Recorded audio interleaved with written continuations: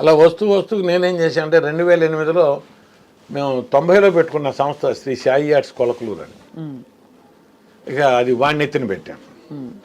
2008 నుంచి వాడే డైరెక్ట్ చేసుకుంటూ వచ్చాడు. వాడి దర్శకత్వంలోనే దాదాపు 15 నాటికలు దాకా ఆడాను. 10-12 నాటికలు ఆడాను. నాకు వాడి దర్శకత్వంలోనే నంది అవార్డు తీసుకున్నాను. వాడి దర్శకత్వంలోనే నేను నంది అవార్డు తీసుకున్నాను. అంతకుముందు తీసుకోవాలి నేను. అట్లా వాడేంటంటే వాడికి తెలిసింది నాటకం, ఇక రెండో తెలియదు వాడికి. ఇప్పుడు నేనన్నా అంటే ఇటు వృత్తిపరంగా అకౌంట్స్ తెలుసు నాకు, లేదా సర్వే తెలుసు, డాక్యుమెంటేషన్ తెలుసు, ఇలా చెప్పగలుగుతాం. వాడికి నాటకం తప్ప ఇంకేం తెలియదు. ఏమి తెలియదు. చాలా విశేషం సార్ మీరు ప్రోత్సహించడం కూడా.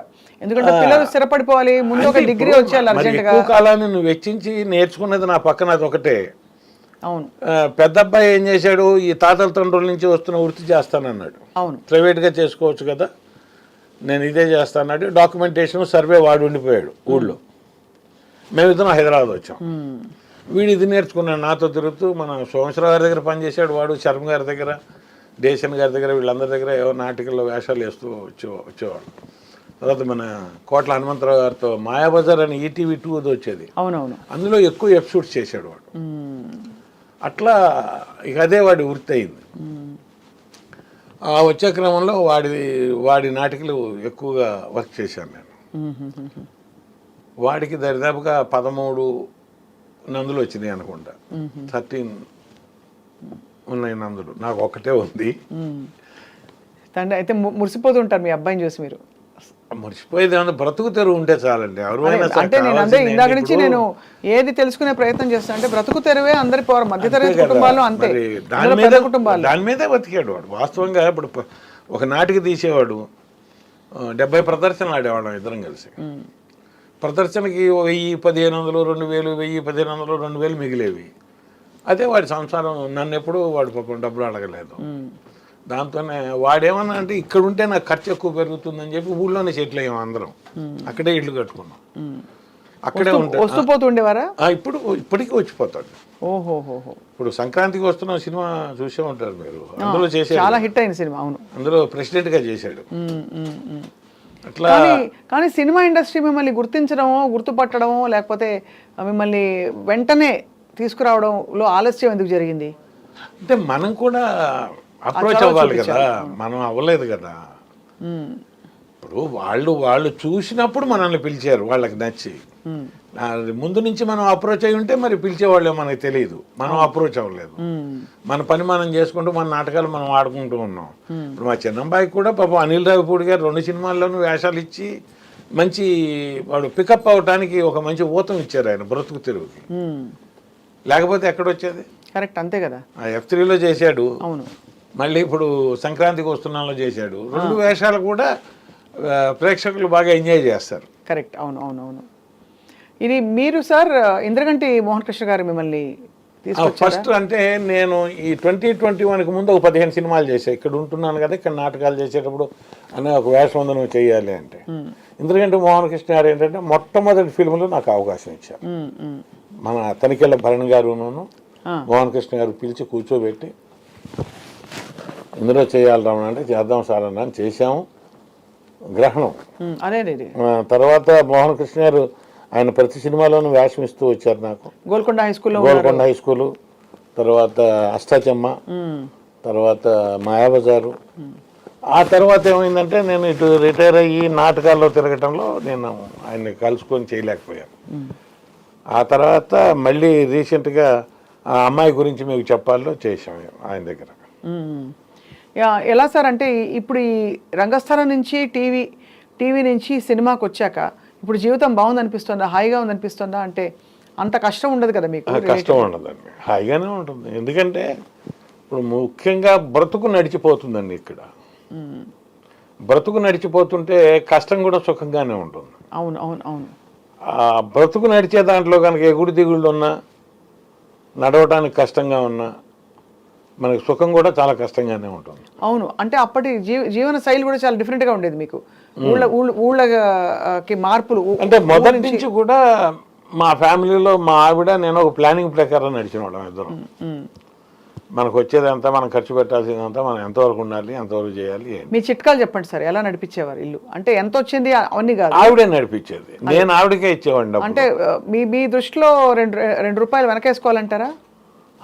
తప్పనిసరిగా. ఇవాళకి కూడా నేను 2 రూపాయలు కాదు 20 రూపాయలు వెనకేయమని చెప్తాను. ఇవాళకి కూడా మేము ఎక్కువగా ఖర్చు పెట్టేవాళ్ళం కాదు. ఎప్పుడో చూస్తే సినిమా చూసేవాళ్ళం గతంలో కూడా.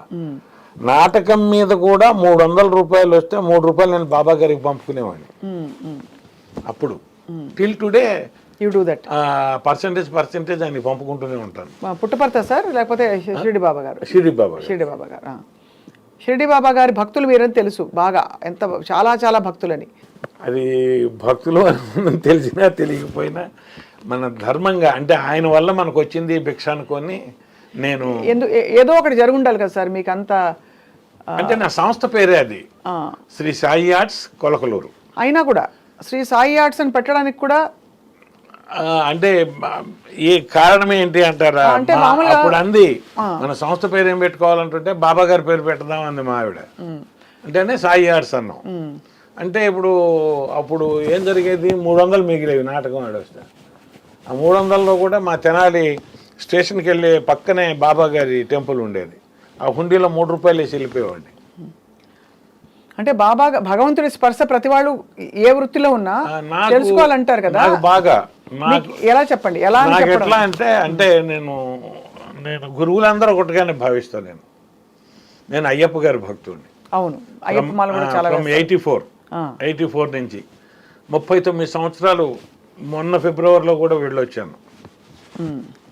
ఇప్పుడు ఈ ఫిబ్రవరికి వెళ్ళడానికి ఏమైంది, బైపాస్ చేశారు కాబట్టి చన్నీళ్ళు చేయకూడదు, కాస్త ఎండలో వచ్చాక వెళ్ళండి అంటే రేపు మార్చిలో వేసుకొని ఏప్రిల్కి వెళ్దాం అనుకుంటున్నాను. మాల వేసుకుంటారు మీరు ప్రతి సంవత్సరం? ప్రతి సంవత్సరం అంత నిష్టగా పాటిస్తారు.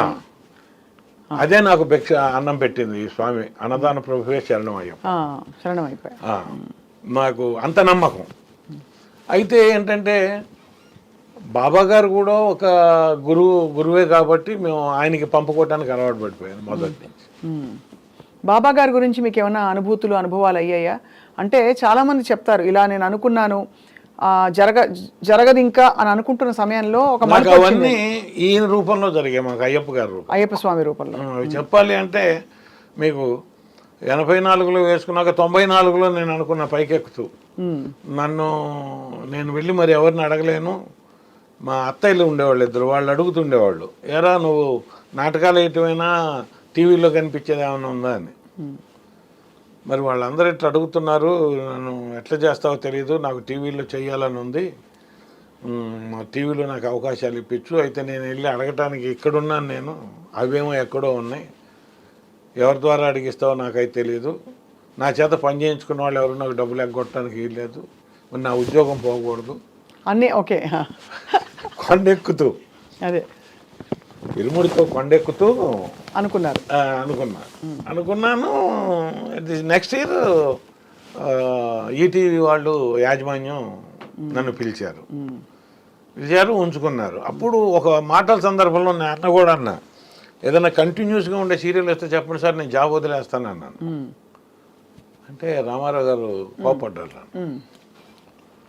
రమణ గారు తప్ప మాట అనకండి ఇంకెప్పుడు, మీరు జాబ్ మాత్రం వదులుకోవద్దు, గుర్తుపెట్టుకోండి.